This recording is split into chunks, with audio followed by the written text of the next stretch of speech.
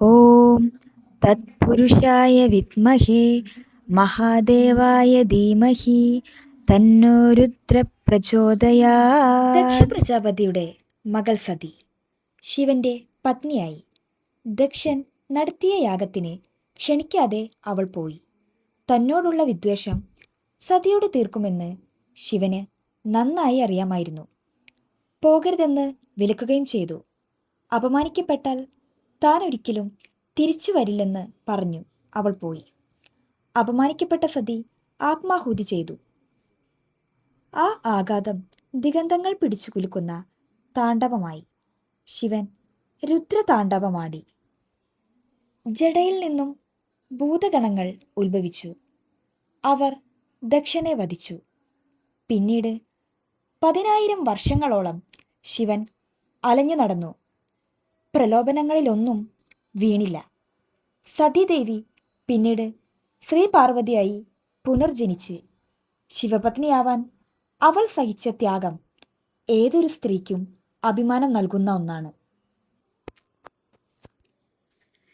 കേരളത്തിലെ മറ്റ് ക്ഷേത്രങ്ങളിൽ നിന്ന് വളരെയധികം വ്യത്യസ്തമായി കൊട്ടിയൂർ ക്ഷേത്രത്തിലെ ചടങ്ങുകൾ ജ്യോതിശാസ്ത്ര വിധിപ്രകാരമുള്ള വ്യത്യാസത്തോടെയാണ് നടത്തുക. ശീവേലി ലോകമാതാവായ ശ്രീ പാർവതിയുടെയും ശ്രീ പരമേശ്വരൻ്റെയും തിടമ്പുകൾ വഹിച്ച് ഗജവീരന്മാർ അലങ്കാരങ്ങൾ ഏതുമില്ലാതെ ഈ ക്ഷേത്രമില്ലാ ക്ഷേത്രം തിരുവിഞ്ചിറയിലൂടെ വലം വയ്ക്കുന്നു. വഴി കാട്ടാനെന്ന വണ്ണം ദേവി പാർവതി മുന്നിലാണ് എപ്പോഴും ഉണ്ടാകുക.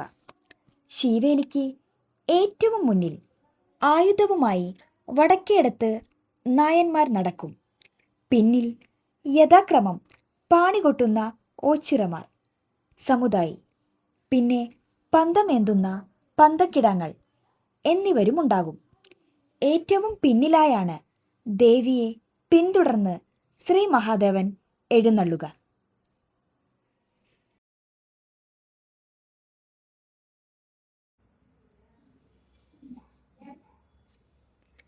പ്രദക്ഷിണ വഴിയിൽ ജലമൊഴുക്കിയിരിക്കണം എന്ന ആചാരപരമായ നിബന്ധനയുള്ള ഇന്ത്യയിലെ ഏക ക്ഷേത്രം ഇതുമാത്രമാണ്. പൂജകൾ എന്ന് വിളിക്കുന്നതിനേക്കാൾ ഇവിടുത്തെ ആചാരങ്ങളെ യാഗമെന്ന് വിളിക്കപ്പെടുന്നതാണ് കർമ്മങ്ങളെല്ലാം. ദക്ഷിണ കാശി എന്നറിയപ്പെടുന്ന ഈ പുണ്യഭൂമിക്ക് പേര് കൊട്ടിയൂർ. കണ്ണൂർ ജില്ലയിലെ ഈ ക്ഷേത്രം ഒരു സാധാരണ അമ്പലം മാത്രമല്ല, ഒരു മുഴുവൻ പുരാണം നടന്ന സ്ഥലം കൂടിയാണിത്. ഈ ക്ഷേത്രത്തിലെ വൈശാഖ മഹോത്സവം കേരളത്തിലെ തന്നെ ഏറ്റവും വ്യത്യസ്തമായ ഉത്സവമാണ്. ഇവിടെ പൂജാരിയില്ല, ഓരോ സമുദായത്തിനും ഓരോ അവകാശം. ഉത്സവം കഴിഞ്ഞാൽ അക്കരെ ക്ഷേത്രം പൂട്ടും. അടുത്ത വർഷമേ തുറക്കൂ. കാട് ഈ ക്ഷേത്രത്തെ തിരിച്ചെടുക്കൂ. കൊട്ടിയൂർ ഉത്സവത്തോടനുബന്ധിച്ച് അക്കരെ കൊട്ടിയൂർ ക്ഷേത്രത്തിൽ സ്ത്രീകൾക്ക് ചില പ്രത്യേക ദിവസങ്ങളിൽ പ്രവേശനം അനുവദനീയമല്ല. ബാക്കി എല്ലാ ദിവസങ്ങളിലും സ്ത്രീകൾക്ക് ക്ഷേത്രത്തിൽ പ്രവേശിച്ച് ദർശനം നടത്താവുന്നതാണ്. മെയ് 30 മുതൽ ജൂൺ 20 ഉച്ചവരെ മാത്രമാണ് സ്ത്രീകൾക്ക് പ്രവേശനമുള്ളത്. കേരളത്തിൽ പ്രകൃതിയും ദൈവവും ഇത്ര അടുത്തടുത്തായി നിൽക്കുന്ന വേറെ ഒരു ക്ഷേത്രം തന്നെയില്ല. ക്ഷേത്രം പ്രകൃതിക്ക് വേണ്ടി, പ്രകൃതി ക്ഷേത്രത്തിനു വേണ്ടി എന്നാണ് അവിടെ.